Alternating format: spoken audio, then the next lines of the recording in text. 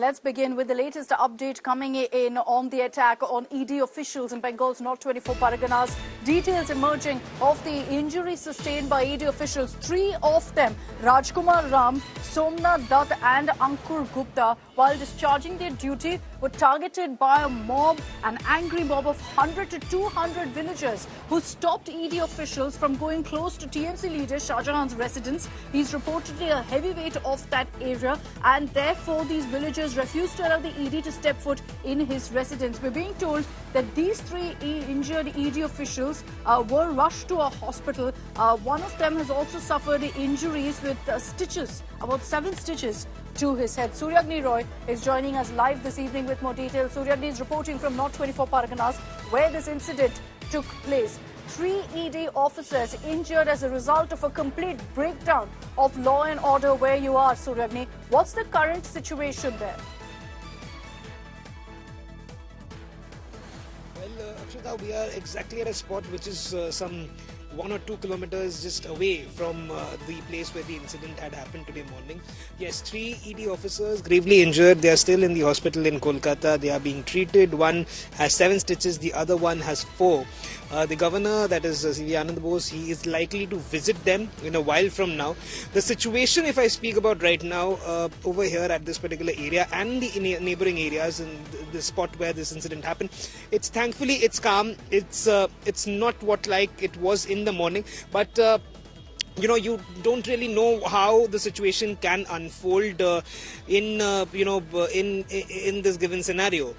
If again another team of ED with CRPF or Central Forces, they decide that they want to raid that place once again, maybe tomorrow or day after tomorrow. It's still unknown whether this kind of an incident will be repeated or not. We spoke to the police SP over here at this particular place of SP Shahj. He clearly mentioned that the ED had informed him through an email at 8:20ish and sending force that will join the ED team. It takes time geographically. That's what he said. However, he was intimated ahead, and that's why ED sources have told us on India Today that they believe this attack was orchestrated so that Shah Jahan could get rid of crucial evidence in the ration scam, which is where he was being questioned and interrogated by the Enforcement Directorate. Suryagni, stay on with me. We'll come across to you for more details. But I want to now round up for you all the updates on this story. It was early this morning that we broke first on India Today about the ED officials being targeted, being assaulted. Their car was vandalized by an angry mob of about 100 to 200 villagers. We hear all in a bid to stop the ED officials from going close to TMC leader Shah Jahan's residence. It's obviously sparked a political fight. The BJP, even allied Congress, has lashed out at the Trinamool Congress. But interestingly, even the governor has stepped in here seeking a report and summoning the state secretary. But amid all of this, the Trinamool Congress is defiant. Their excuse and the reason they say this kind of an attack took place is because the central government provoked, instigated the villagers.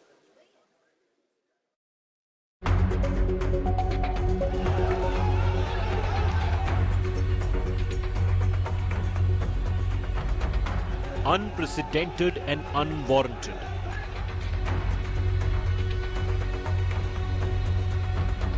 These were the scenes in Sandesh Khali village in North 24 Parganas in West Bengal on Friday. At the receiving end of the attack was a team of Enforcement Directorate officials from Kolkata.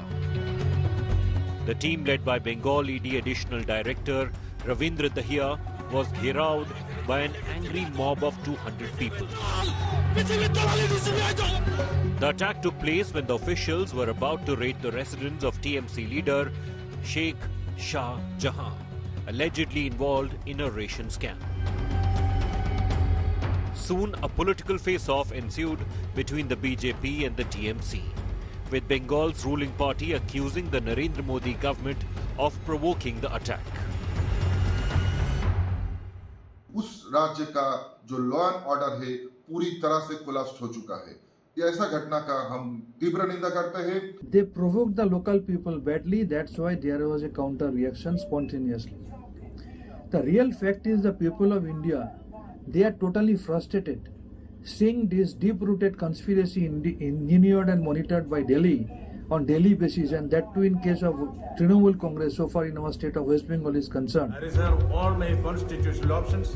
Governor C.V. Ananda Bose warned the Mamata Banerjee government of consequences. It is the bounden duty of a civilized government to stop barbarism and vandalism in a democracy. If government fails in its basic duty, then the Constitution of India will definitely take its course. State BJP wrote to the Union Home Ministry seeking an NIA probe on the incident and blamed Rohingya refugees for the attack on the ED team. Bengal में Rohingya Muslim जो है उनको घुस के बंगाल की पूरी law and order को क्या कर चुके हैं, और ये जो ईडी के साथ हो रहा है ये सिर्फ ईडी के साथ नहीं हो रहा है, ये अपना बंगालियों का फ्यूचर दिखा रहा है। बंगालियों के साथ भी ऐसे आगे आने वाले समय में होने वाला है। The Congress, an ally of the TMC at the national level, claimed that law and order had completely collapsed in Bengal. इसमें ये जगजाहिर होते हैं कि बंगाल में कानून और व्यवस्था की हाल कितना बुरा होते जा रहे हैं, क्योंकि बंगाल में ये सारे आदी हैं। आज जख्मी हुए हैं, कल ईडी वाले अगर खत्म हो जाए, खून हो जाए, तो हमें मुझ जैसे लोगों के लिए ये अचरज की बात नहीं होगी। With Surya Agni Roy in North 24 Parganas, Bureau Report, India Today. And I'd like to bring in on this broadcast former Union Minister currently with the Bharatiya Janata Party, Mr. Dinesh Trivedi, who joins us live here on 6 p.m. Prime. Mr. Trivedi, thank you for speaking to us here on India Today. What's played out in Bengal, sir, is very, very concerning, extremely worrying. You've seen adverse reactions coming in from both sides. The Trinamool Congress says that this is because the mob was instigated and that's why they went ahead and targeted ED officials. But do you believe that the onus is solely right now the Mamata government, and it speaks volumes really of the worrying situation in Bengal? I think it's a very sad day today, and every honest citizen needs to condemn this, not only across party line, but I think the sensible people in TMC also needs to understand and condemn this. I will go back to a couple of years back when I was in TMC. I was a member of parliament when Naddaji's car was attacked, and I had condemned it. Violence has just no place in democracy. And what has had today, I must compliment the senior officers and the director of ED and the central forces that they prefer to take the blood on their hand in terms of the attack rather than retaliate with the guns, which they could have easily done, and there would have been an ugly ugly scene, because ultimately who would have been dead? The citizens. So I must compliment, and my hat's off. Coming back to your question, I think the law and order has actually collapsed. And if you remember, when I resigned as a member of parliament in Rajya Sabha of TMC, I mentioned the same thing, that the rule of law is not there. There is a lot of violence and there is a lot of corruption.